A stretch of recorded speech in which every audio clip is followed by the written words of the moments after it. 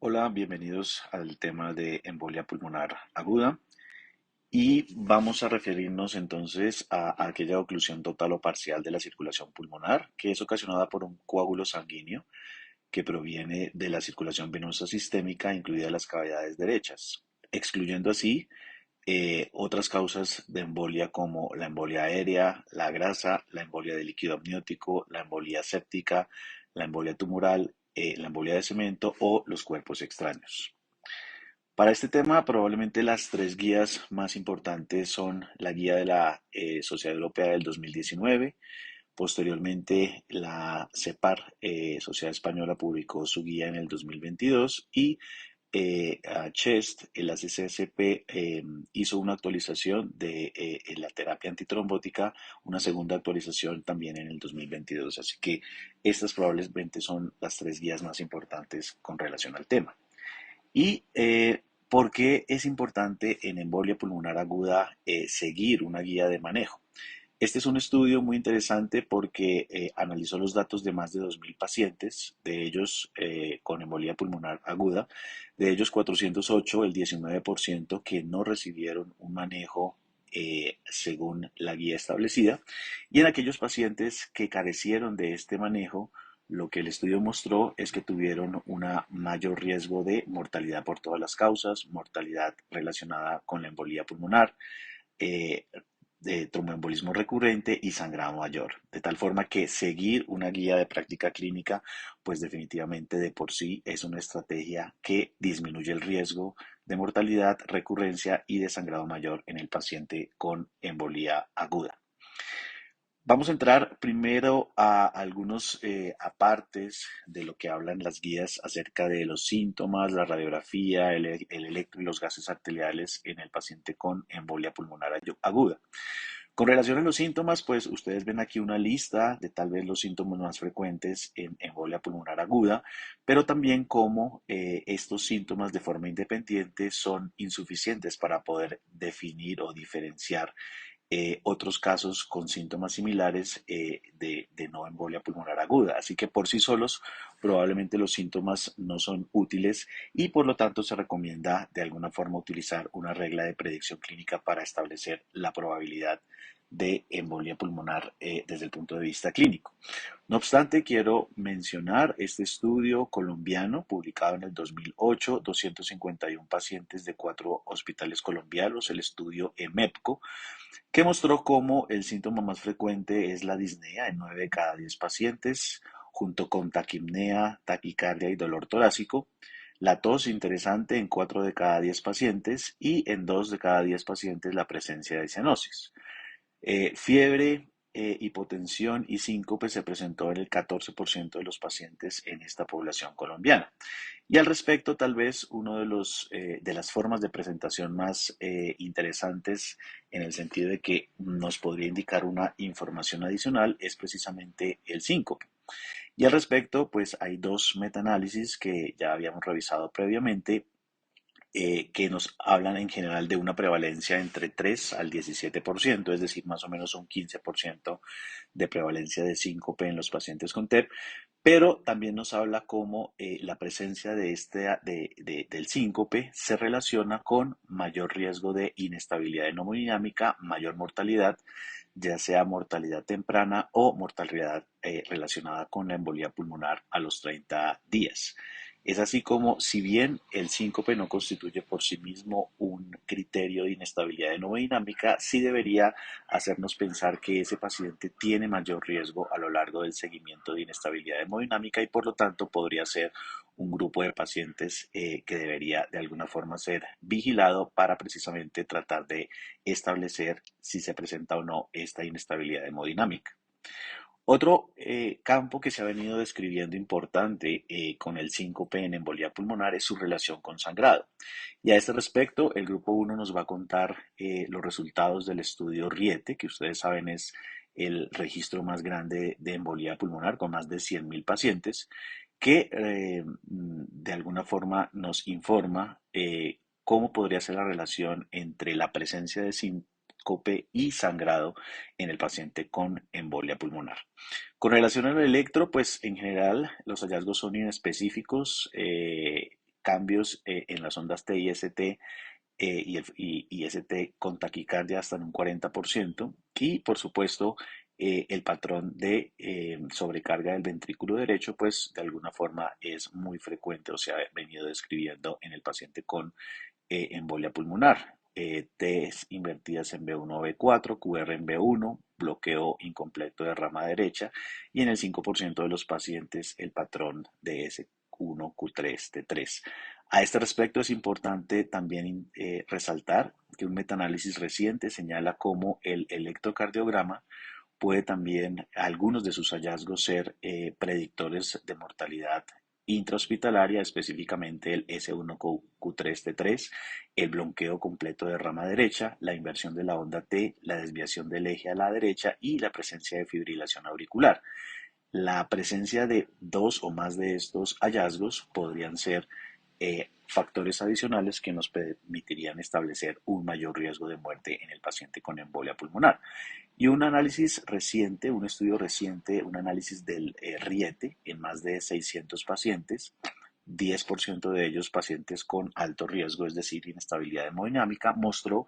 que 3 días después del evento inicial o del diagnóstico, la persistencia de un bloqueo de rama derecha, ondas negativas T en B1 a B4 y un complejo QR en B1 se asociaron también con un mayor riesgo de mortalidad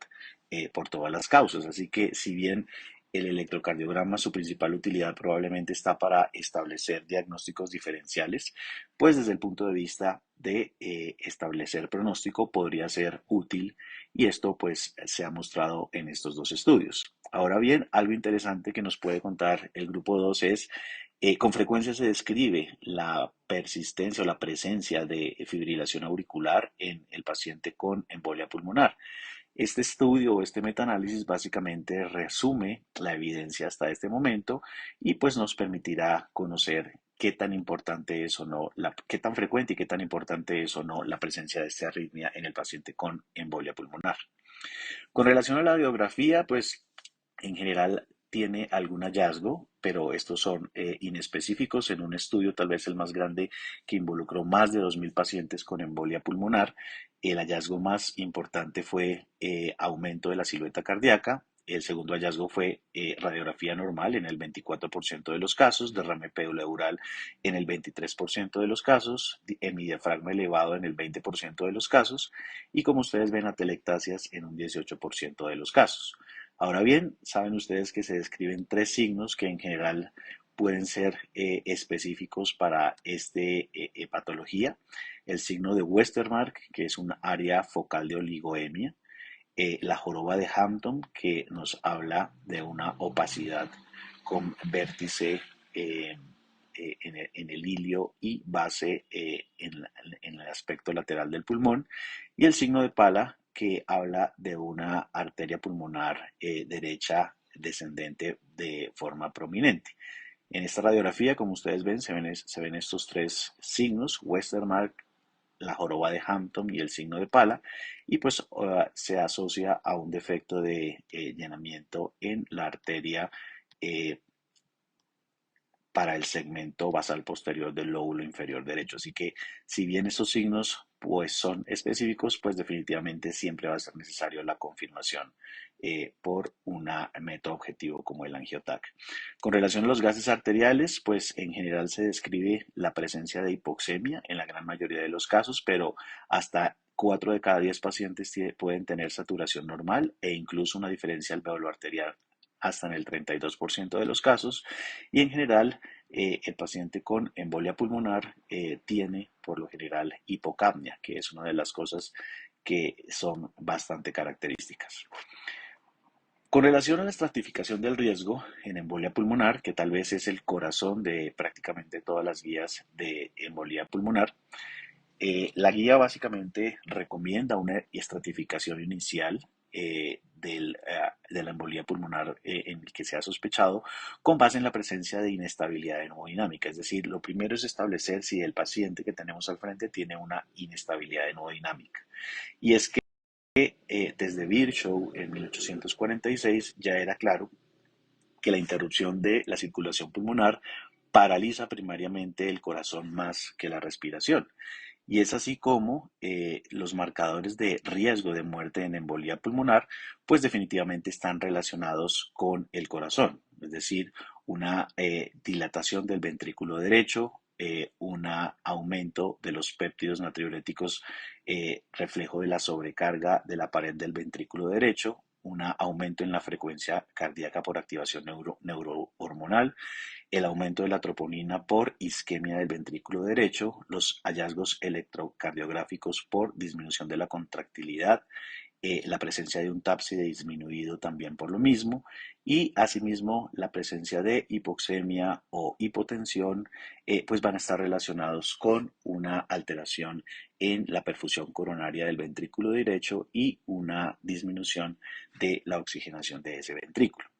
Entonces, básicamente la estratificación del riesgo va a estar directamente relacionada con la presencia o no de disfunción ventricular derecha,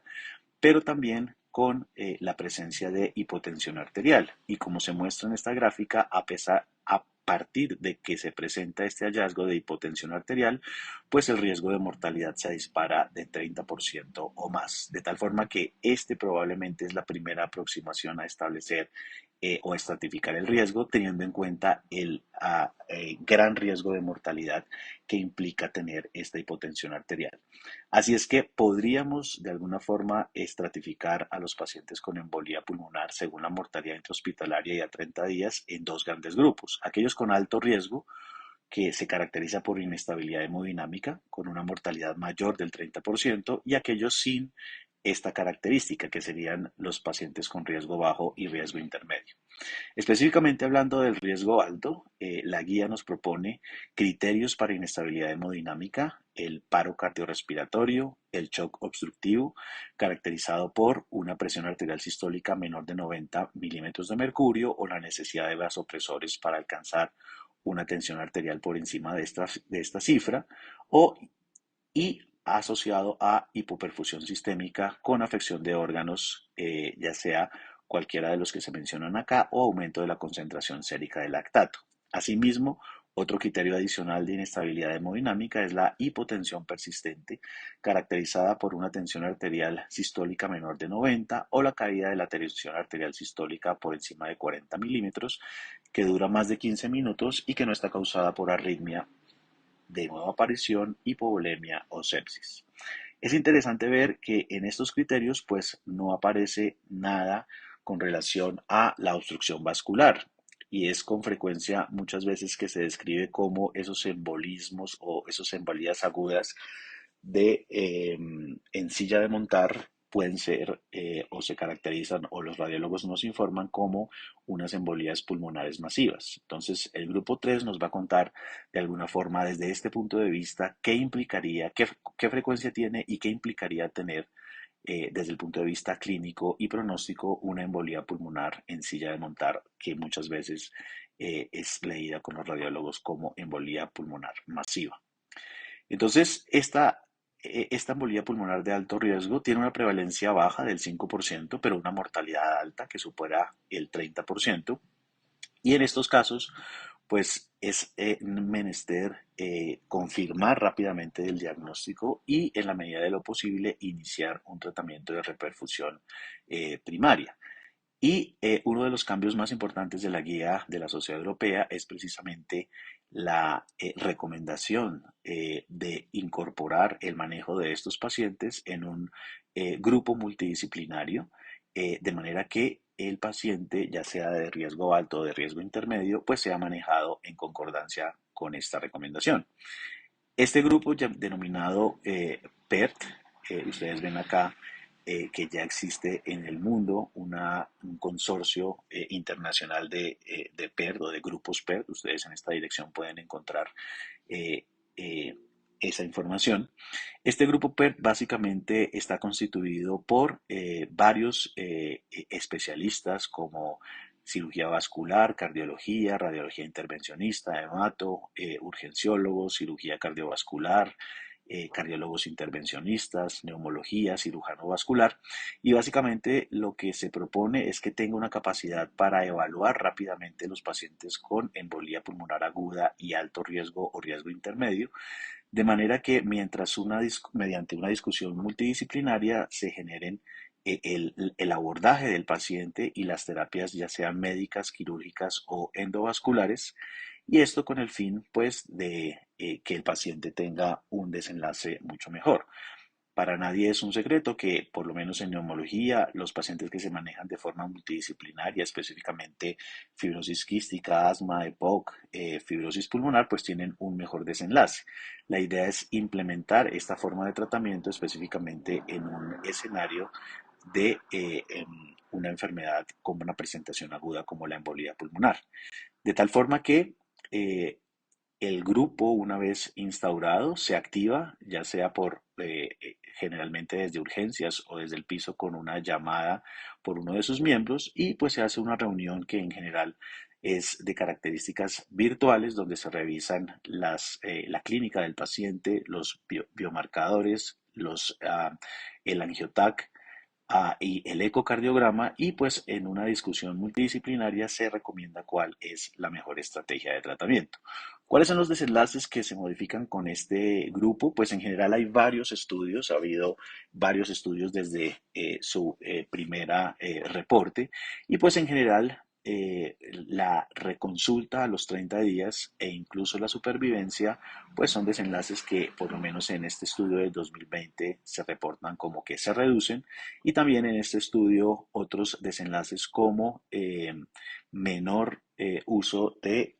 terapias de anticoagulación, mayor uso de terapias avanzadas y de intervenciones relacionadas con catéter, y menor riesgo a 90 días de mortalidad y recurrencia, son otros desenlaces que se han venido describiendo. El grupo 4 entonces nos va a contar cuáles son los hallazgos del primer metaanálisis que se ha publicado sobre el impacto de este grupo en el manejo del paciente con embolia pulmonar. Entonces, ese grupo PERT, básicamente, en general o bajo la batuta del grupo PERT, se hace en caso de que se pueda un diagnóstico de disfunción ventricular derecha con ecocardiograma a pie de la cama del paciente, teniendo en cuenta cualquiera eh, de los signos ecográficos descritos por la guía para el diagnóstico de disfunción ventricular derecha. Y en caso de que sea posible, pues se podría hacer un angiotac para confirmar el defecto de llenamiento en el caso de que se pueda realizar. Paralelamente, la guía recomienda anticoagulación con heparina no fraccionada, incluyendo una bolo ajustado al peso, que debería ser pues iniciado sin retardo en los pacientes con embolía pulmonar de alto riesgo. Y en caso de que sea disponible, pues se recomienda como estrategia 1B la reperfusión con terapia trombolítica sistémica.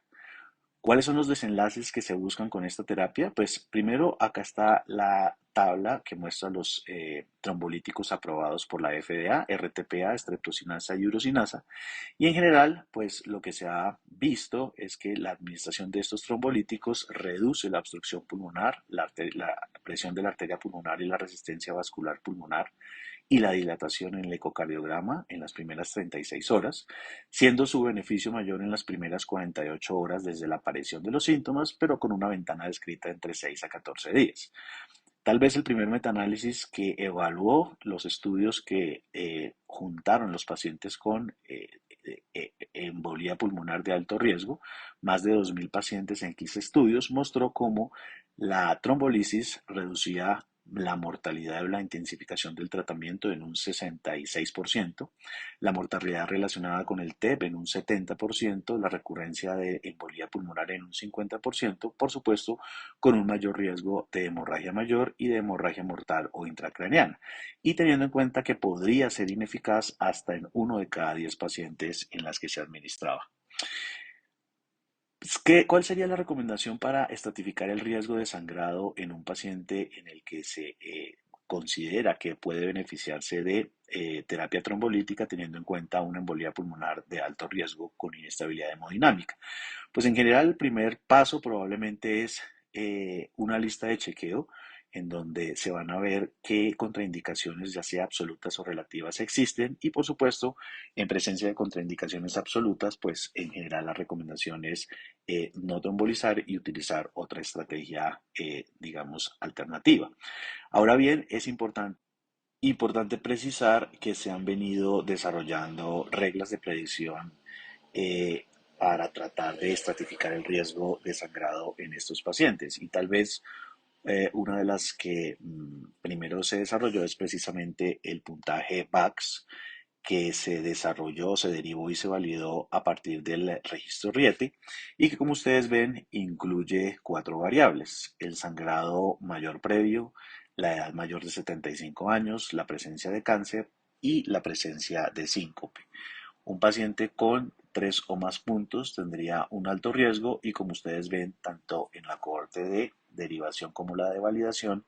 estaríamos hablando de un riesgo de casi 43-44% de sangrado mayor. Así que esta podría ser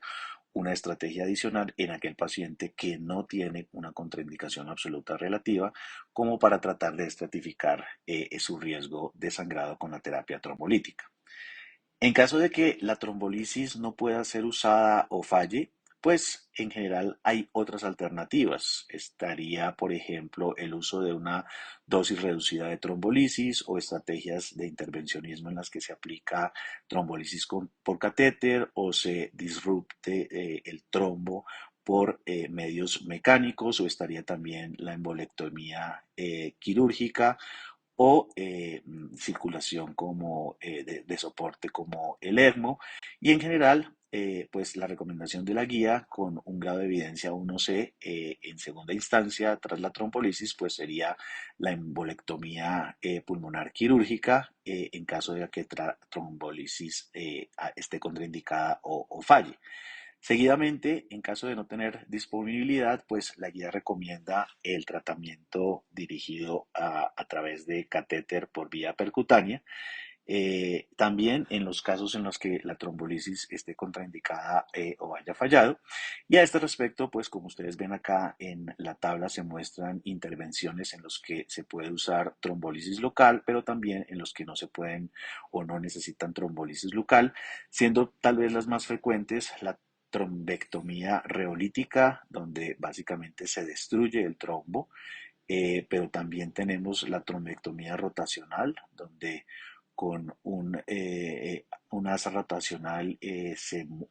destruye y se fragmenta ese trombo, pero también existe, tal vez con una evidencia un poco superior, la trombolisis dirigida por catéter asistida por ultrasonido. Todas estas técnicas en general pues han demostrado eficacia y seguridad en el tratamiento del paciente, y es así como ustedes ven en este reporte de radiología intervencionista del hospital, pues lo que se busca básicamente en este caso, que se fragmentó el trombo por medios mecánicos y con bolos de RTPA, pues básicamente es una recanalización completa de la circulación pulmonar como se observa en la figura 2. Con relación a estas estrategias de catéter, pues han habido muchos metaanálisis, probablemente hay más de 10 metaanálisis que comparan entre sí con tratamiento estándar, con trombolisis, pero tal vez el metaanálisis más importante publicado es este, que reúne los datos de más de 65.000 pacientes de todas estas técnicas. Entonces, la idea es que el grupo 5 nos cuente, a la luz de esta evidencia, cuál sería el beneficio actual de la implementación de todas estas técnicas de reperfusión por catéter. Por supuesto, este paciente con embolia pulmonar de riesgo alto, su manejo es en una unidad de cuidado intensivo y como lo menciona la guía, se debe procurar optimización del volumen, el uso de vasopresores y agentes inotrópicos y en caso de que se necesite, pues el uso de soporte circulatorio mecánico con el fin de garantizar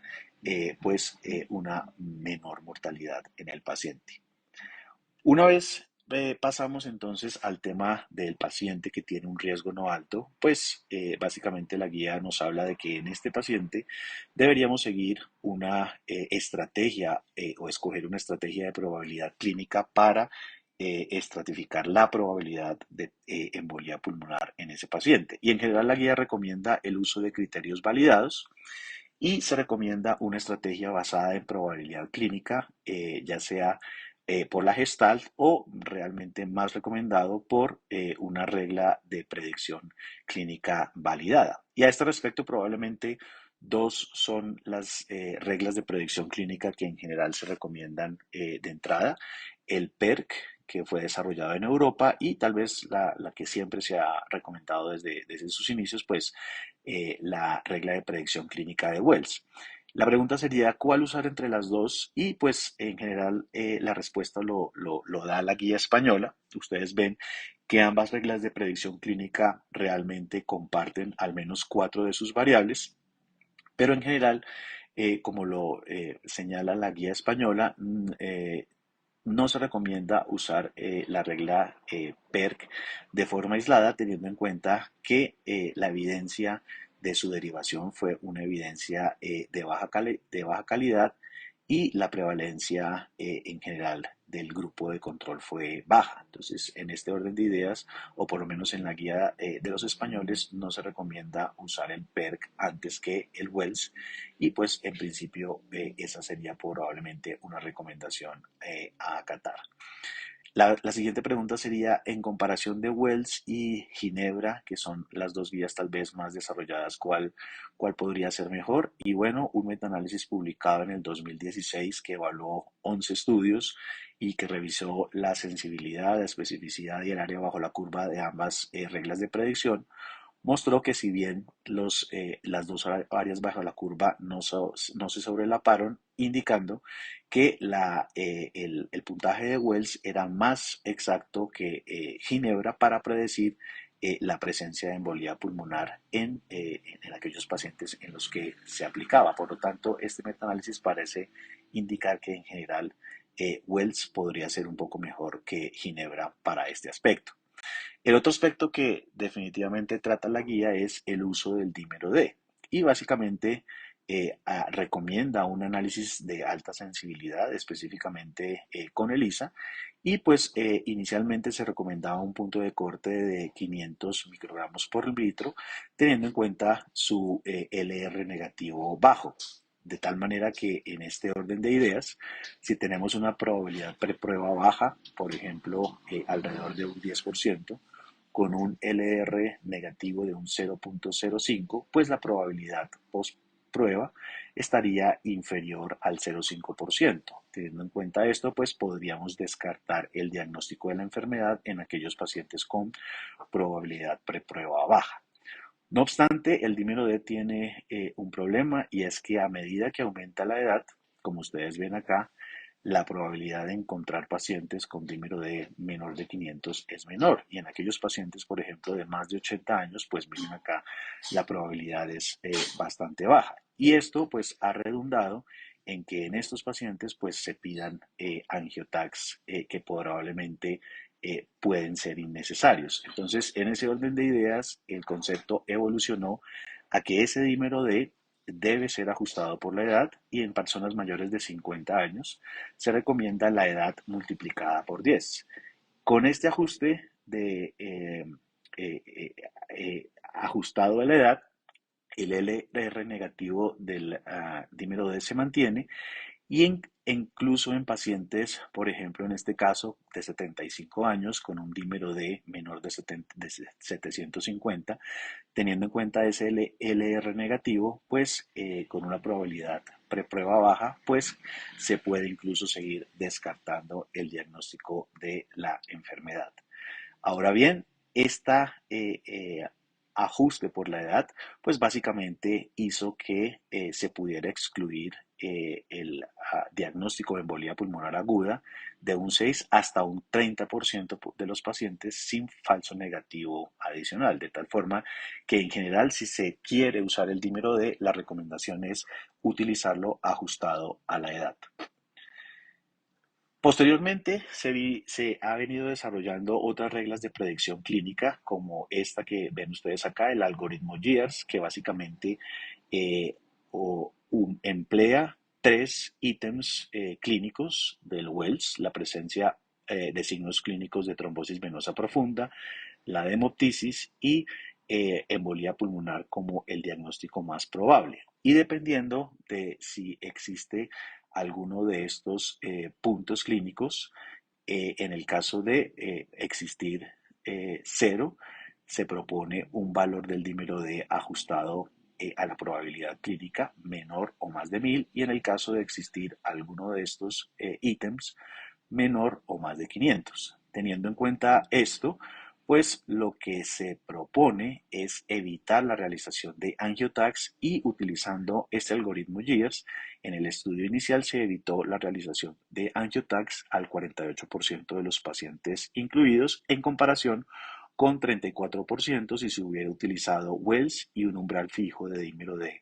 500. Entonces, probablemente el uso del algoritmo GEARS pues va a tener un excelente rendimiento al permitir descartar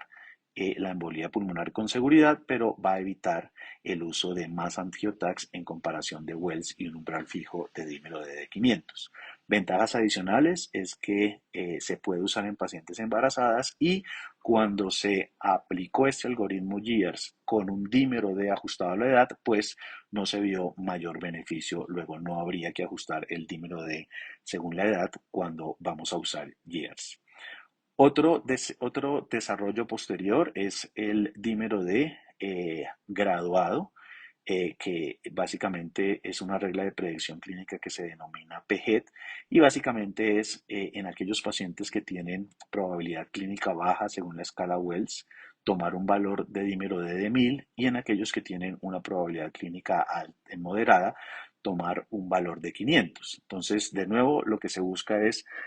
que con la misma precisión que puedo descartar embolía pulmonar, pueda ahorrar angiotax. Y en general, en esta tabla básicamente se muestra cuál es la eficiencia y la seguridad de estas estrategias: dímero de fijo, dímero de ajustado a la edad, algoritmo GEARS y PGET.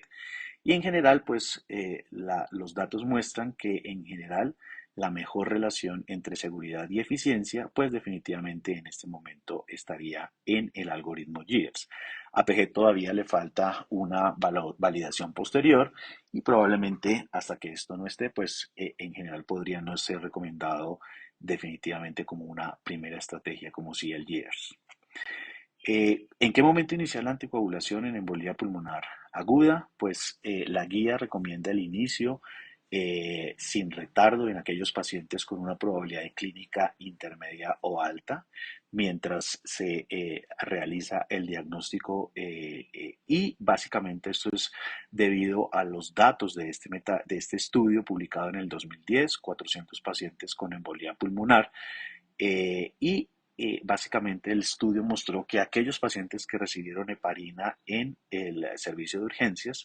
tuvieron una mortalidad intrahospitalaria y a 30 días menor que aquellos pacientes que recibieron el anticoagulante después de la admisión. Entonces, esto es muy importante porque en aquellos pacientes entonces con una probabilidad clínica intermedia o alta, el uso de anticoagulación temprana pues básicamente se asocia a una disminución de mortalidad intrahospitalaria de a 30 días, por lo cual pues es otra de las estrategias que disminuyen el riesgo en el paciente con embolía pulmonar aguda. Con relación al diagnóstico de la embolía pulmonar aguda, pues la guía recomienda y sugiere que el gol estándar pues es el angiotac de tórax, básicamente con una muy baja prevalencia de resultados no concluyentes, menor del 3%, con la capacidad de proporcionar diagnósticos alternativos en caso de que exista o incluso si no existe la embolía pulmonar. Por supuesto, la desventaja está relacionada con su disponibilidad, con el riesgo del uso de medio de contraste en mujeres gestantes y lactantes, o en ancianos o en pacientes con disfunción renal. Y pues en general se acepta que la presencia de un defecto de llenamiento,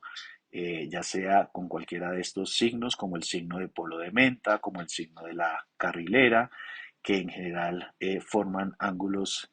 agudos, que son defectos oclusivos o que pueden estar en configuración de silla de montar, pues en general son los signos característicos que hacen el diagnóstico de una embolía pulmonar aguda.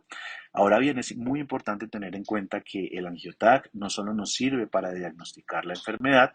sino que también es una de las estrategias que se pueden usar para pescar la disfunción ventricular derecha.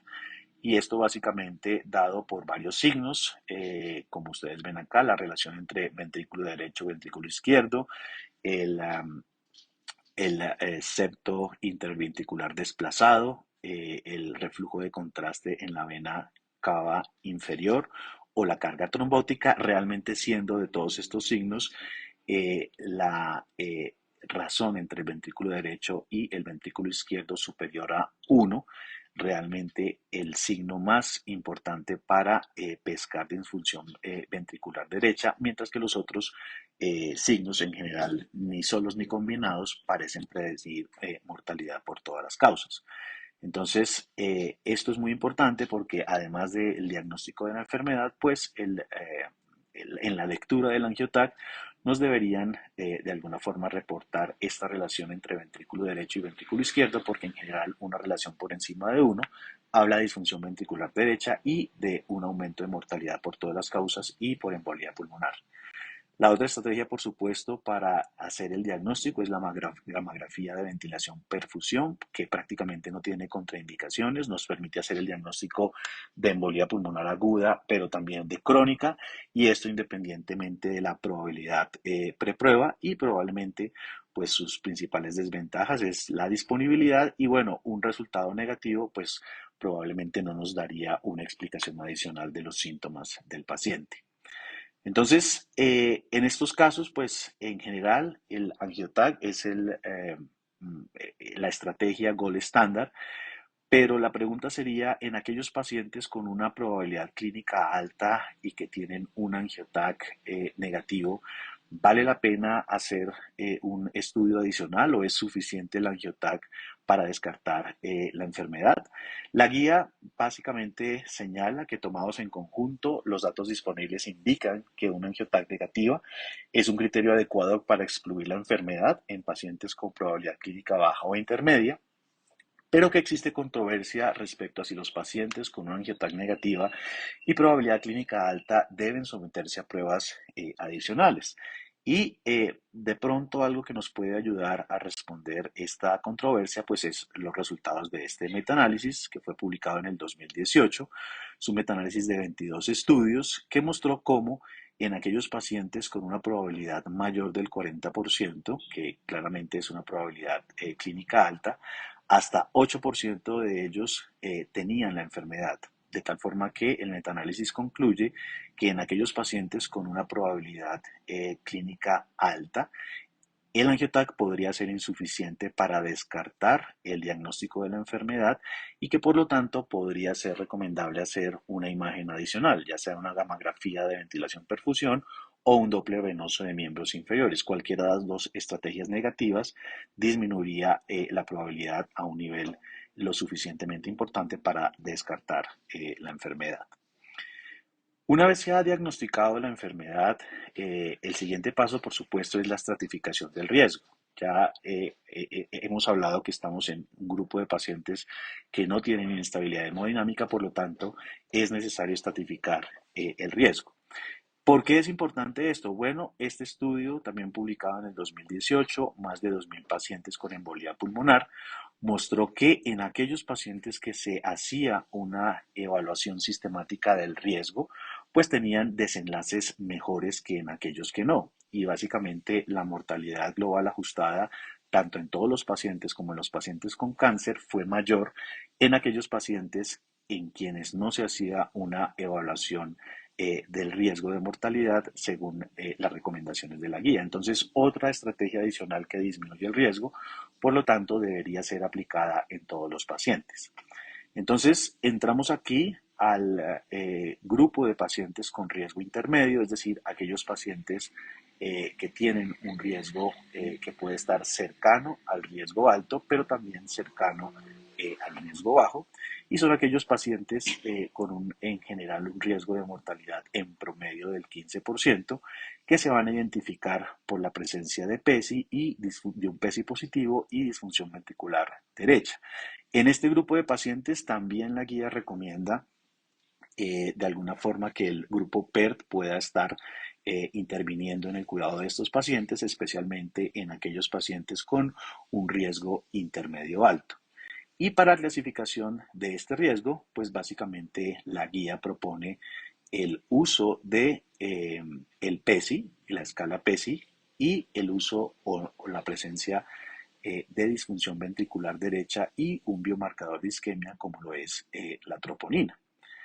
Y básicamente para estratificar el riesgo y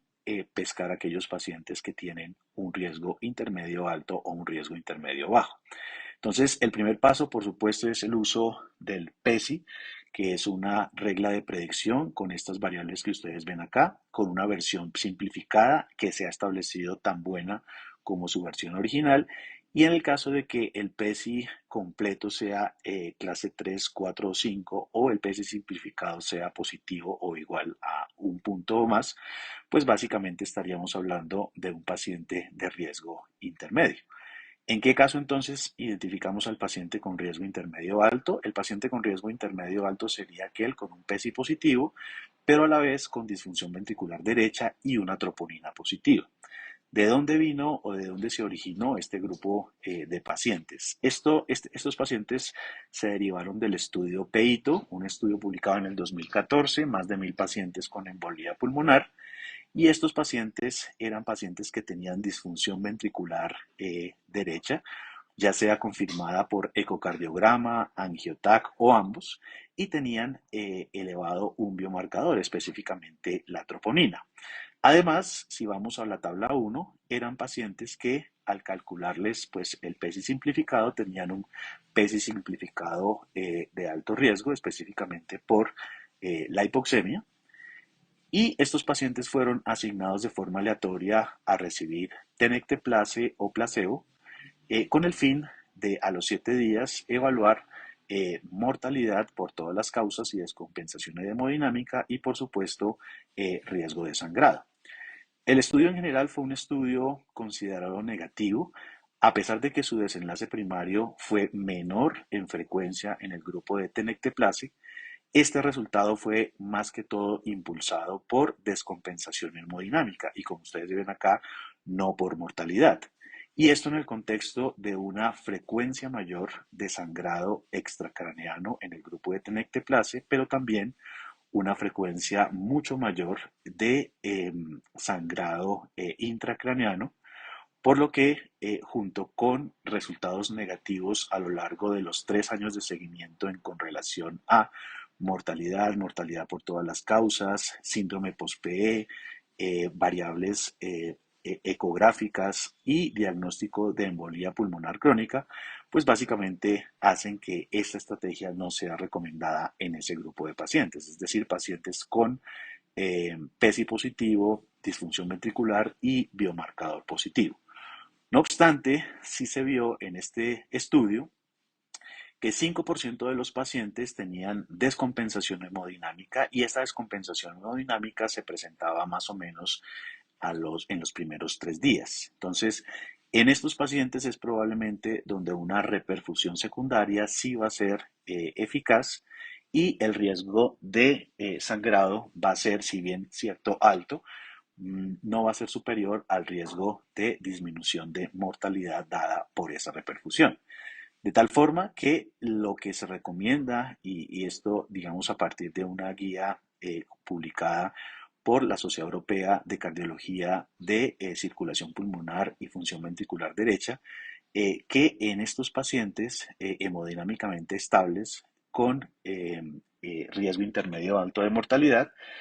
sean vigilados por los primeros 2 a 3 días, de manera que si presentan descompensación hemodinámica, estaría indicada la trombolisis de rescate o la trombolisis secundaria. Entonces, en este grupo de pacientes lo que se recomienda es una monitorización por al menos 2 o 3 días para tratar de pescar ese grupo de pacientes que pueden hacer descompensación hemodinámica. Ahora bien, ustedes ven cómo esos pacientes al lado izquierdo, el riesgo intermedio con los criterios de troponina positiva y disfunción ventricular derecha, tienen una mortalidad de más o menos un 18%. La pregunta es, ¿cómo podríamos ser un poco más precisos en pescar a aquellos pacientes que se acercan un poco más hacia ese 20-30% de mortalidad de los pacientes de alto riesgo? Pues una de las estrategias que se ha propuesto es precisamente el uso de la escala BOBA, que básicamente usa los dos criterios ya mencionados, es decir, troponina y disfunción ventricular derecha, pero además toma como parámetros clínicos una presión arterial sistólica entre 90 y 100 milímetros de mercurio y una frecuencia cardíaca superior a 110. Los pacientes si tienen, además de ese intermedio alto, estas dos variables, pues como ustedes ven acá, tienen un mayor riesgo de mortalidad de 42%, y este metaanálisis que incluyó 9 estudios con más de 8.000 pacientes, pues nos habla cómo el LR positivo de esta escala BOBA pues puede ser una estrategia importante que nos ayuda a pescar aquellos pacientes intermedios altos que probablemente tienen un mayor riesgo de mortalidad cercano a ese riesgo del alto riesgo. Ahora bien, a este respecto, el grupo 6 nos va a contar los resultados de un metaanálisis que comparan estas dos intervenciones o estas dos estrategias, es decir, la estrategia de la Sociedad eh, Europea, troponina más disfunción ventricular, y la estrategia de BOBA, para que nos digan, bueno, si este metaanálisis nos puede aclarar un poco más acerca de cuál sería la mejor estrategia para identificar estos pacientes de intermedio alto. Son pocos los estudios que han tratado este grupo de pacientes intermedios altos. Quiero presentarles tal vez uno de los primeros, es una cohorte prospectiva que se realizó en España, y como ustedes ven acá, fueron más de 5.000 pacientes con sospecha de TEB en quienes se confirmó el diagnóstico en 1.000 pacientes, y de esos 1.000 pacientes, 97, es decir, el 9% del 10% fueron pacientes con riesgo intermedio alto. A lo largo del seguimiento, se necesitó terapia de reperfusión en 17 pacientes, es decir, en el 18% de los pacientes con intermedio alto. Y como ustedes ven en la tabla, pues estos pacientes, en comparación con los pacientes de bajo riesgo, pues definitivamente, y de intermedio bajo, pues definitivamente tuvieron una mayor causa de mortalidad por todas las causas, mortalidad por embolia pulmonar, colapso hemodinámico y un curso complicado, por lo que definitivamente su identificación pues, es uno de de las estrategias más importantes que se viene desarrollando en la estratificación del riesgo. Ahora bien, ¿cuándo podríamos pasar o hacer el cambio a una terapia ya oral en este grupo de pacientes? Esto es interesante porque, bueno, el estudio PEITO 2, que fue un estudio multicéntrico internacional de fase 4 en 42 hospitales europeos, pues básicamente involucró 400 pacientes adultos con una embolia pulmonar intermedia alta, y estos pacientes recibieron heparina de bajo peso molecular o no fraccionada por 72 horas, y después de este tiempo fueron pasados a un tratamiento oral con dabigatran 150 miligramos 2 veces al día. La idea era ver cuál era la tasa de recurrencia de tromboembolismo venoso o de mortalidad relacionada con la embolía pulmonar a los 6 meses. Básicamente, el estudio mostró que este desenlace primario se dio en 7 pacientes por debajo del límite del intervalo de confianza del límite superior que se había establecido, de tal forma que se concluyó que esta estrategia de cambio a una terapia oral 72 horas después, pues era una estrategia eficaz y también una estrategia segura, con bajo riesgo de sangrado, como se vio a lo largo del seguimiento que se postergó a lo largo de, en general, 217 días. Entonces, este estudio confirma que ese seguimiento o esa vigilancia durante 72 horas es una estrategia útil y que al cabo de este tiempo se podría hacer un cambio a un anticoagulante directo sin menores contratiempos. El grupo 7 nos va entonces a mostrar los resultados de un estudio que es uno de los pocos estudios, probablemente es el segundo o tercer estudio, que nos va a hablar acerca precisamente de estos pacientes intermedio altos, quiénes son, cuáles son sus características y cuál sería en general su pronóstico. Una vez entonces hemos pasado por ese grupo de pacientes con intermedio, pues vamos a pasar al otro extremo, al extremo izquierdo de esta gráfica, pues que serían aquellos pacientes con un riesgo bajo, es decir, aquellos pacientes en los que el riesgo de mortalidad intrahospitalaria o a 3 días, pues es un riesgo bajo. Y en general, en estos pacientes, y este tal vez es uno de los cambios más importantes de la guía, incluso en estos pacientes de riesgo bajo, se recomienda una determinación de disfunción ventricular. Entonces, en estos pacientes, incluso con riesgo bajo, pues la determinación de la disfunción ventricular, pues definitivamente es una estrategia importante. Entonces, en estos casos, pues son pacientes con un PESI clase 1 o 2 o un PESI simplificado de 0 puntos. Y como había establecido, la guía recomienda que incluso en estos pacientes se deba o se debe determinar la presencia o no de disfunción ventricular derecha. Esa disfunción ventricular derecha, este metaanálisis nos muestra que se correlaciona incluso en estos pacientes de riesgo bajo con mortalidad por todas las causas, ya sea determinada por angioTAC o por la presencia de troponinas positivas o por la presencia de péptidos natriuréticos. Cualquiera de esas tres estrategias en ese paciente con riesgo intermedio bajo se relaciona con disfunción ventricular y esta disfunción ventricular se relaciona con una mayor mortalidad que puede estar alrededor del 2 o del 3%, en comparación, como ustedes ven acá, de 0,4 o 0,5% en aquellos pacientes que no tenían ninguno de estos biomarcadores de disfunción ventricular. Entonces, la siguiente pregunta sería, teniendo en cuenta todas estas estrategias, ¿cuál podría ser la mejor para determinar la presencia o no de esa disfunción ventricular? Este metaanálisis es muy interesante porque es un metaanálisis de pacientes individuales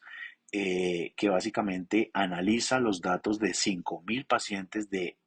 con TEP de bajo riesgo de 18 estudios con una mortalidad a corto plazo de 0,7% y básicamente nos muestra cómo si bien la determinación de disfunción ventricular por angioTAC, por ecocardiograma o la presencia de biomarcadores positivos como BNP y troponina, todos se correlacionaron con un mayor riesgo de mortalidad a corto plazo. En realidad es la determinación por ecocardiograma con un NNT de 43 y de péptido con un NNT de 71, probablemente las dos estrategias más recomendadas en este contexto. Sin embargo, pues el metaanálisis de alguna forma señala que si pueden no estar disponibles estas dos estrategias, cualquiera de las otras dos podrían ser estrategias adecuadas para estratificar ese riesgo en los pacientes con embolia pulmonar de bajo riesgo. Por supuesto, en este grupo también están disponibles los criterios GESTIA, que como ustedes ven es una lista de chequeo que básicamente busca tratar de asegurar un poco más que ese paciente que se va o que puede irse para su casa anticoagulado debido a su riesgo bajo, pues sea un paciente que no vaya a tener complicaciones y en ese orden de ideas en el 2020 se demostró como la presencia de un paciente con una lista de GESTIA negativa pues en realidad aseguraba que ese paciente, incluso en presencia de disfunción ventricular, pudiera no tener complicaciones en su casa. Por supuesto, la pregunta siguiente es, si yo tengo una estrategia como PESI o PESI simplificado sin disfunción ventricular y tengo otra estrategia como GESTIA, ¿cuál sería la recomendable o si habría diferencias entre esas dos para poder determinar realmente un riesgo bajo de embolia pulmonar y poder dar un tratamiento ambulatorio en ese paciente? Entonces, en ese orden de ideas, los resultados de este estudio, el estudio HOME-PE, Fue un estudio que involucró 1.975 pacientes de 26 hospitales y básicamente lo que muestra es que una estrategia basada en los criterios de Hestia en comparación con una estrategia basada en el PESI simplificado, pues básicamente permitió tratar el igual número de pacientes en casa, siendo pues una estrategia no inferior y sin evidencia de superioridad, y en general el riesgo de complicaciones, sangrado y desenlaces adversos fue muy similar en las dos estrategias. Por lo tanto, cualquiera de las dos estrategias, PESI simplificado o Gestia, servirían para poder mandar ese paciente a casa sin mayores diferencias con relación a recurrencia o sangrado. Entonces, resumiendo, probablemente el grupo de pacientes con embolía pulmonar de bajo riesgo es aquel paciente que tiene un PESI bajo o un PESI simplificado negativo, que no tiene disfunción ventricular, idealmente por BNP ecocardiograma o también por angiotac, y si quiero hacerlo adicional, pues que tiene criterios de Hestia negativo. En estos pacientes, pues lo ideal es un tratamiento temprano y un tratamiento en casa. La pregunta sería, bueno, ¿en qué casos o cuál sería, digamos, el tratamiento en estos casos desde el punto de vista farmacológico? Realmente hay pocos estudios, tal vez este es uno de los estudios más importantes publicados. Es un estudio multicéntrico prospectivo iniciado por los investigadores en pacientes con TEP de bajo riesgo, por supuesto sin inestabilidad hemodinámica, sin disfunción ventricular, sin comorbilidades, digamos, serias, y en los cuales se permitió hasta 2 noches en el hospital. Y estos pacientes fueron dados de alta con rivaroxaban, y básicamente se observó una recurrencia o una tasa de recurrencia no fatal de 3 pacientes con un intervalo de confianza, un límite superior del intervalo de confianza de 0,6 por debajo de lo establecido, con una frecuencia de un sangrado mayor en 1% de los pacientes, de tal forma que en general este estudio sugeriría que en aquellos pacientes con TEP de riesgo bajo que pueden darse salida para la casa, el uso de un anticoagulante directo pues es una estrategia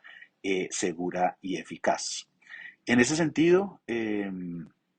los integrantes del grupo 8 nos van a contar cuáles son los resultados de un metaanálisis, o tal vez el segundo metaanálisis publicado por Cochrane en este grupo de pacientes ambulatorios, para ver, bueno, en este momento cuál es la evidencia de su manejo. Esta figura, pues básicamente lo que pretende es resumir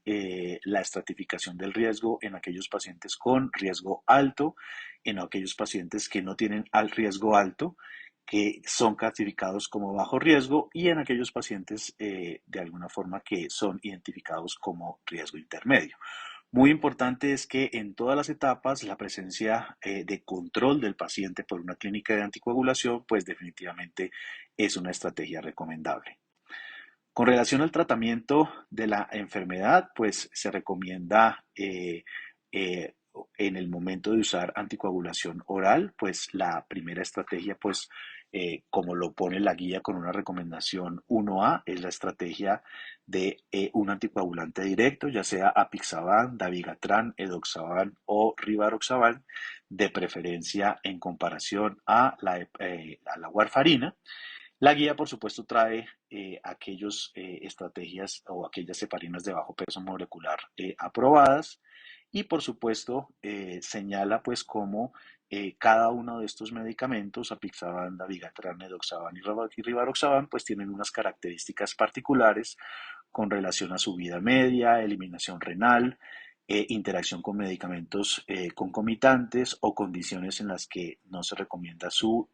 administración, por lo que en general la elección pues va a depender de las características del paciente y pues incluso ya de otros factores que previamente no se tenían en cuenta, como adherencia y extensión del tratamiento a usar. Y en general la recomendación de preferencia de los anticoagulantes directos viene de varios estudios, pero tal vez el primer metaanálisis que mostró, digamos, esta diferencia fue este, publicado en el 2014, en donde en comparación con warfarina, pues como se ve acá, y hablando con relación a eficacia de los medicamentos, con relación a recurrencia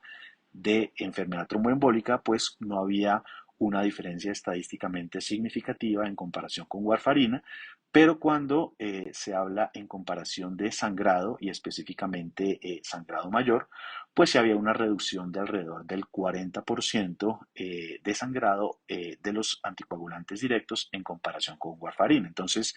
esta básicamente es el fundamento del cambio de esa recomendación. Las guías, por supuesto, traen algunas características que podrían ser útiles para escoger cuál de estos medicamentos podrían beneficiar a cada uno de estos pacientes, en el caso, como en esta tabla de apixaban, dabigatran, edoxaban y rivaroxaban, y también mencionan situaciones clínicas en las que definitivamente los anticoagulantes directos están contraindicados, como el síndrome antifosfolípido, la depuración de creatinina menor de 15 o menor de 30 en el caso de dabigatran, el embarazo y la lactancia, si existe riesgo de medicaciones, de interacciones medicamentosas o de mala absorción, o en los casos de trombosis de localización inusual, porque en general los estudios en estos casos pues son pocos. Especial mención también con relación al uso de los anticoagulantes directos en obesidad. En el 2016, la Sociedad Internacional de Trombosis y Hemostasis en general expidió una recomendación donde no recomienda el uso de los anticoagulantes directos en pacientes con índice de masa corporal por encima de 40 o con peso por encima de 120, y en caso de usarlos, pues se recomienda medir los niveles pico y valle para establecer, pues, digamos, el rango de dosis esperada. Sin embargo, pues es interesante porque después de esto han salido varios estudios y en general por lo menos 5 estudios observacionales de más de 6.000 pacientes que son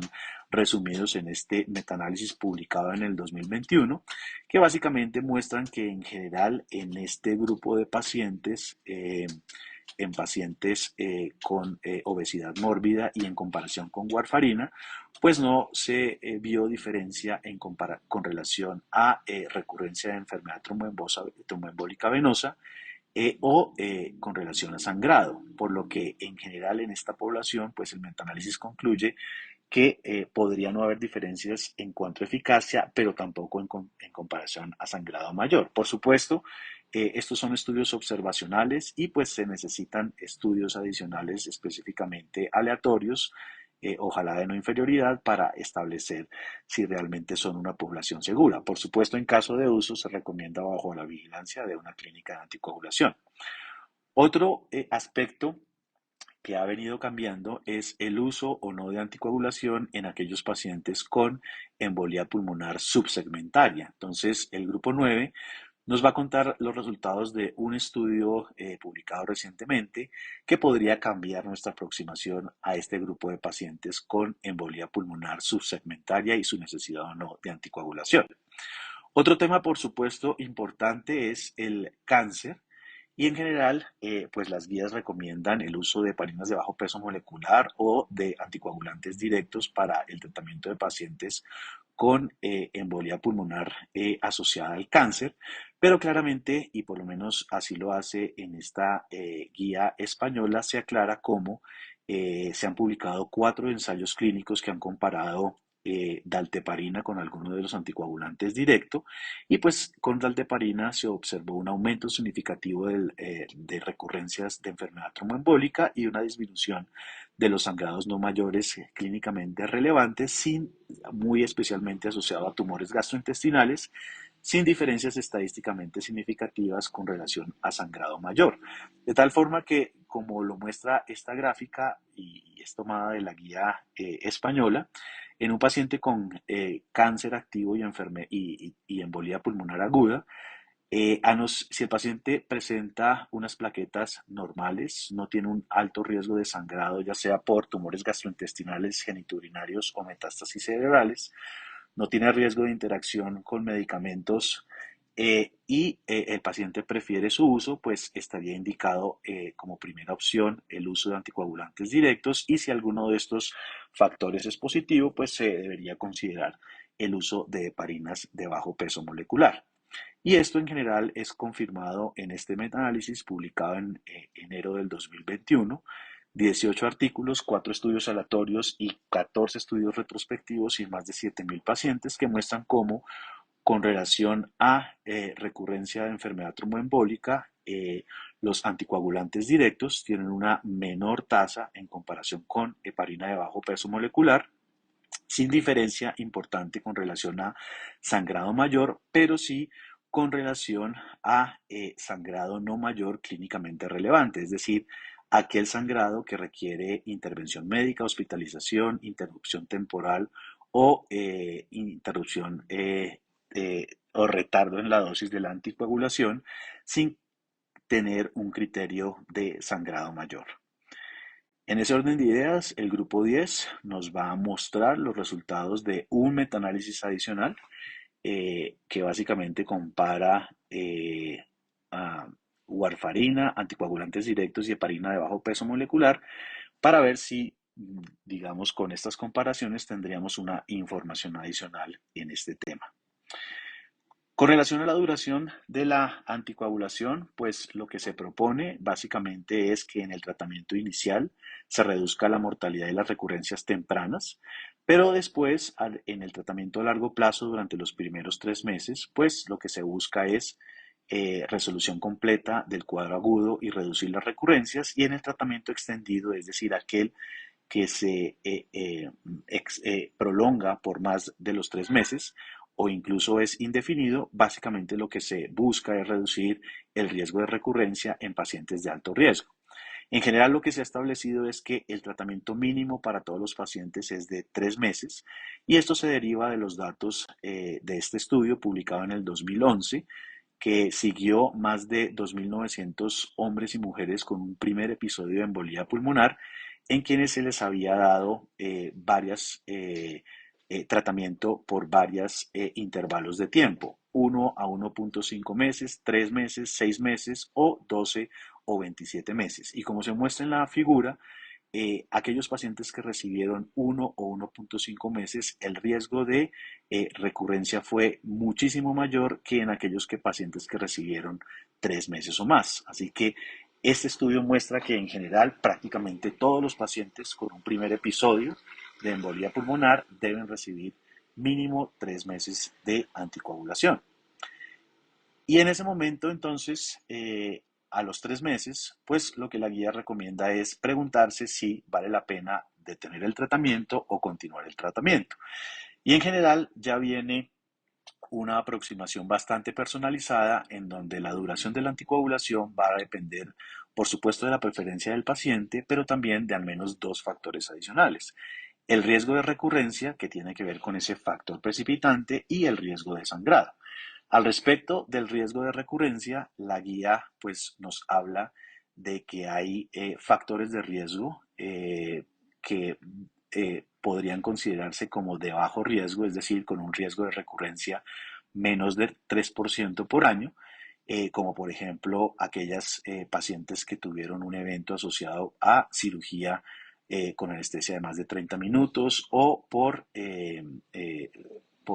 reposo en cama de más de 3 días o por trauma con fracturas. También nos habla de unos eventos asociados a recurrencia entre 3 a 8% por año en aquellos pacientes con cirugía menor, admisión al hospital, uso de anticonceptivos orales, embarazo o puerperio, o pacientes confinados fuera de la cama del hospital por más de 3 días, pero también aquellos pacientes con un factor de riesgo no persistente no asociado a cáncer, como por ejemplo una fractura con movilidad reducida por más de 3 días, un viaje en avión de alta duración, enfermedad inflamatoria intestinal o enfermedad autoinmune activa o incluso en aquellos pacientes con un factor no identificable. Y nos habla de aquellos pacientes con más del 8% de recurrencia por año, que son considerados pacientes con alto riesgo, básicamente dado por cáncer activo, uno o más episodios previos en ausencia de un factor principal transitorio o reversible y en aquellos pacientes con síndrome antifosfolípido. ¿Qué recomienda entonces la guía? Se recomienda tratamiento indefinido para aquellos pacientes con un factor de riesgo permanente mayor, cáncer activo, síndrome trifosfolípido, historia de dos o más episodios trombóticos idiopáticos, también para hombres con un evento primero sin causa clara. Y en general, en el resto de los casos, lo que se recomienda es, pues con el dímero D y con escalas predictoras, tratar de establecer la duración de esa anticoagulación. Entre el uso de estas escalas, pues para evaluar el riesgo de recurrencia, la guía menciona tres escalas: el modelo de predicción de Viena, el SCORE-DASH y el HER2-2, y pues cada uno de ellos ha tenido unas validaciones adicionales. Por supuesto, el HER2 es básicamente una escala muy centrada en mujeres, pero algo que sí quiero recalcar es que cada una de estas emplea el dímero D, así que probablemente en la estratificación del riesgo de recurrencia no solo es la escala, sino también una de ellas que involucre el nivel o la medición de dímero D, pues una de las estrategias recomendables, sin que pues haya preferencia de una sobre otra hasta este momento. La otra variable que mencionábamos era, por supuesto, el riesgo de sangrado, y se habla que el riesgo de sangrado mayor anual durante anticoagulación a largo plazo se ha reportado en 1,5 a 2%. Y pues por supuesto, ese riesgo debe ser evaluado de forma personalizada en cada paciente. Entonces, la guía CHEST propone la evaluación o la determinación de estos factores, que son factores que aumentarían el riesgo de sangrado ante una terapia extendida, es decir, más de 3 meses. Y como ustedes ven acá, la presencia de dos o más factores de riesgo pues aumenta el riesgo de sangrado con anticoagulación y el sangrado pues total, y pues por lo tanto podría ser útil su determinación para estratificar el riesgo. Ahora, como siempre en TEP, hay escalas adicionales para evaluar el riesgo de sangrado. Sin embargo, pues estas escalas, cuando se han evaluado, no ha habido ninguna diferencia entre ellas. Este tal vez es el estudio más reciente, más de 2.000 pacientes. De ellos, 82 de ellos presentaron un sangrado mayor temprano, es decir, el 3%. Y cuando se evaluó escalas como el Riete, la escala Orbit, la escala Haemor, la escala Atria, el VTE-BLEED y el HAS-BLED, pues ninguna de estas escalas tuvo una sensibilidad o una especificidad suficiente para sobresalir, si bien el Riete, cuando se divide entre menos de 3 puntos o más de 3 puntos, podría ser una escala predictora independiente, pero definitivamente ninguna de estas es recomendable sobre las otras para evaluar el riesgo. Simplemente acá pues para mostrarles cuáles son los ítems que usa la escala Riete y cuáles son los ítems que emplea la escala PT-BLEED, que probablemente son las dos escalas más usadas y validadas, pero que hasta este momento no haya ninguna recomendación de usar alguna sobre otra, teniendo en cuenta pues que no hay estudios que avalen su uso por encima de alguna otra escala. Con relación al filtro de vena cava, pues la guía recomienda que debería considerarse en aquellos pacientes con embolia pulmonar aguda y contraindicaciones absolutas para la anticoagulación, o en aquellos pacientes con recurrencia a pesar de la anticoagulación terapéutica, pero claramente no se utilizan o no se deben utilizar de forma rutinaria en los pacientes con embolía pulmonar aguda. Uno de los cambios más importantes en embolía pulmonar aguda es el seguimiento, y al respecto pues vale la pena mencionar que se publicó en enero de este año una guía que sirve como complemento a la guía del 2019, y también es una guía producida por las sociedades europeas de cardiología y europea de neumología, y hace referencia a 7 tópicos que brevemente voy a resumir. El primero de ellos es el manejo del riesgo de sangrado, y en general después de los 3 meses la guía recomienda que podríamos usar el BTE-BLEED o el ACCP para identificar bajo riesgo, pero que definitivamente no existe ninguna evidencia para soportar el no uso de terapia de anticoagulación con base en ninguna de estas escalas. Así que probablemente una decisión del paciente y en el contexto de una clínica de anticoagulación sería la recomendación. En el caso de la terapia extendida a largo plazo, la guía recomienda, como lo recomienda la guía original, que después de los primeros 3 meses, dosis reducidas de apixaban o rivaroxaban para anticoagulación extendida, pues probablemente sea la mejor estrategia que disminuye el riesgo de recurrencia con un menor riesgo de sangrado. El otro tópico que toma la guía de seguimiento es la tamización de cáncer y pues señala que en el paciente con enfermedad tromboembólica el nuevo diagnóstico de cáncer es 6 veces más frecuente y específicamente en aquellos pacientes con embolía no provocada o pacientes mayores de 50 años en quienes el riesgo es el riesgo anual de incidencia es más o menos del 5%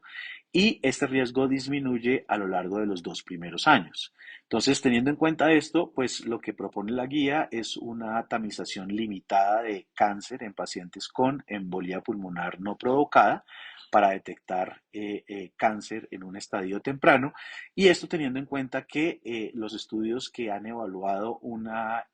tamización extendida, pues no han mostrado que la morbilidad o la mortalidad con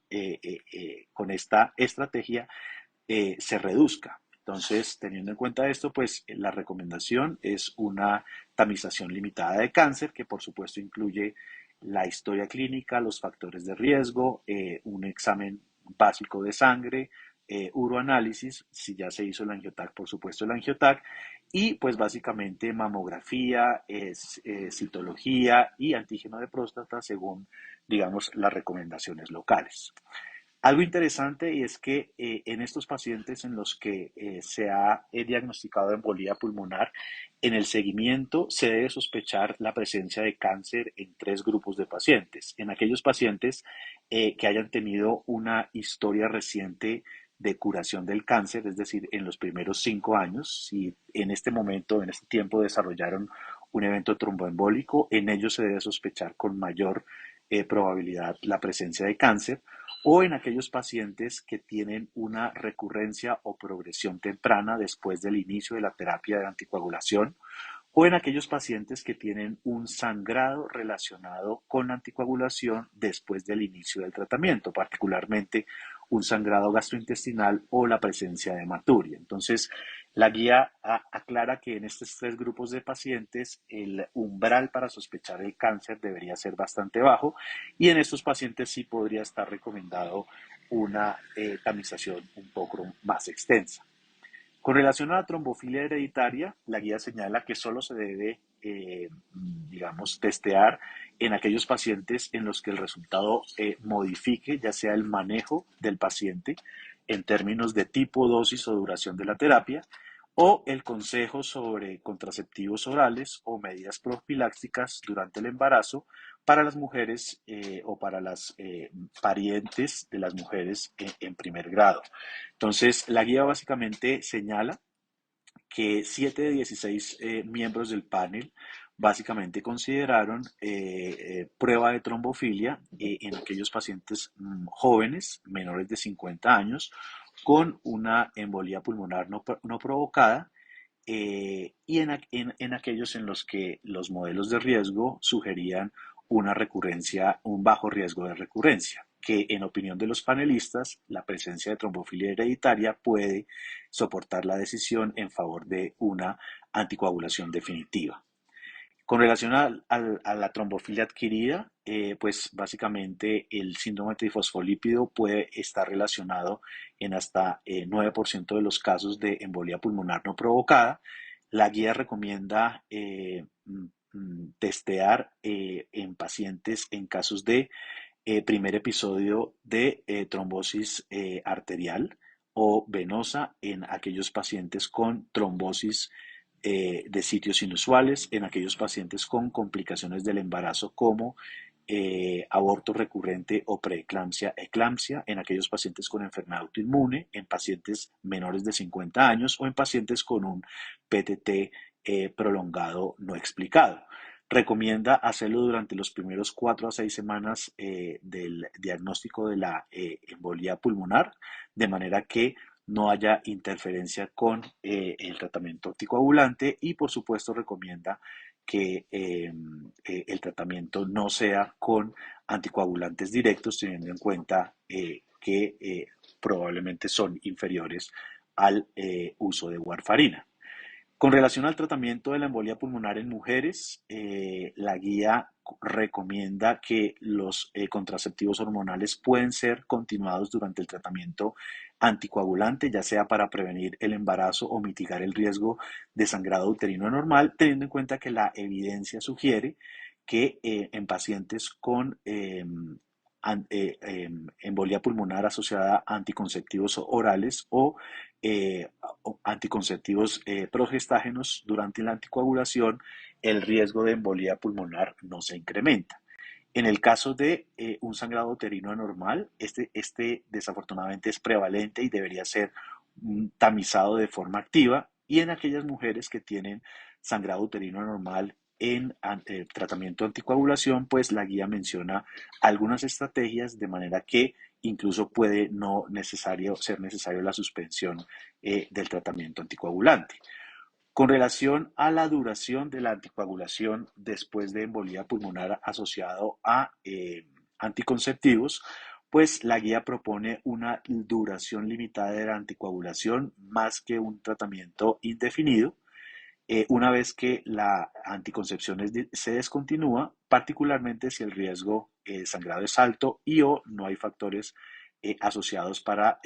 embolía pulmonar o enfermedad tromboembólica recurrente, teniendo en cuenta que el riesgo es mucho menor al riesgo de recurrencia asociado a enfermedad tromboembólica no provocada. Y finalmente, con relación al embarazo, la guía sugiere que en mujeres gestantes que han tenido una embolía pulmonar asociada a uso de anticonceptivos orales, se debería recomendar un tratamiento profiláctico o de anticoagulación de intensidad intermedia en el periodo del anteparto y en el periodo posparto con el fin de reducir el tromboembolismo recurrente en estos momentos. La guía también habla acerca de los deportes y el viaje en estos pacientes y en general lo que recomienda es que antes de iniciar un deporte en los pacientes con embolía pulmonar, específicamente intermedio y alto riesgo, se debería realizar un ecocardiograma para evaluar los parámetros de disfunción ventricular, teniendo en cuenta que podría aumentar el riesgo de falla cardíaca específicamente en este grupo. Con relación a la recomendación de ejercicio, pues básicamente una actividad física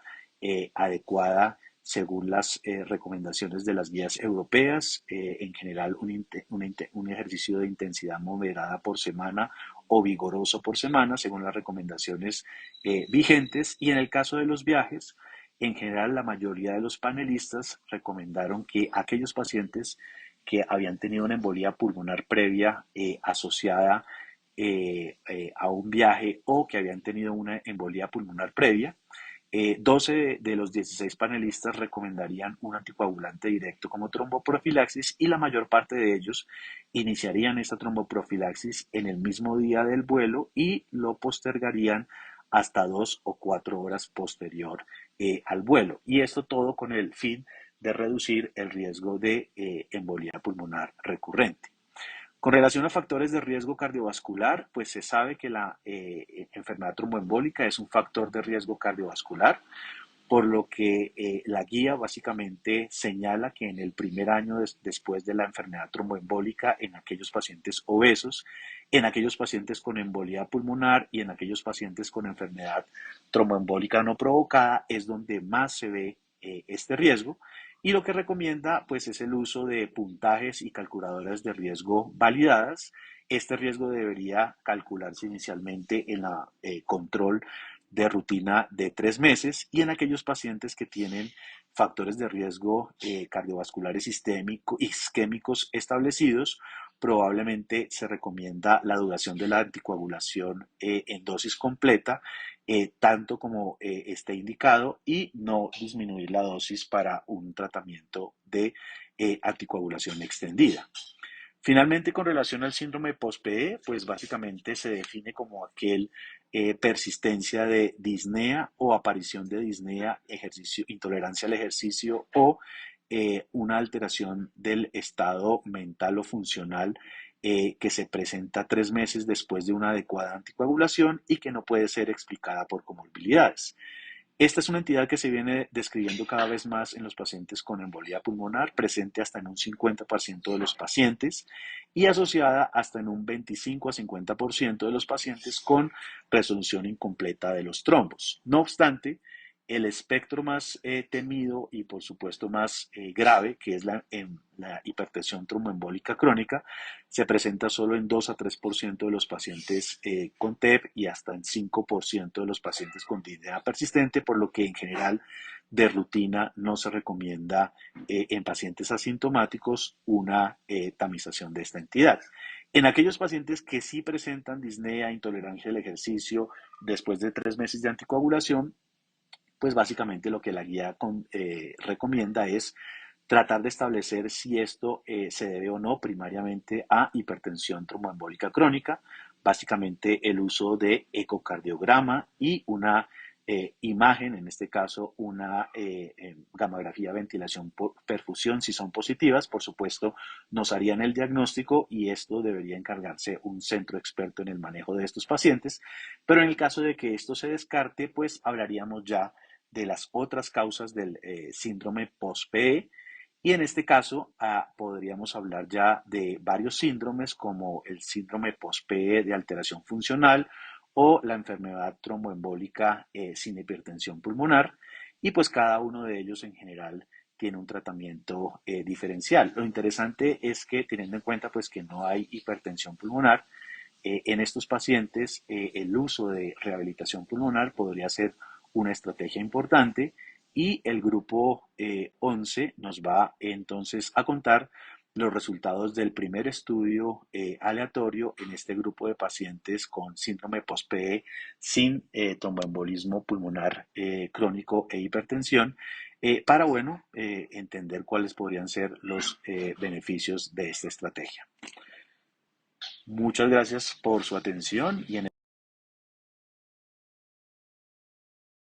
el Padlet estoy pendiente a cualquier pregunta.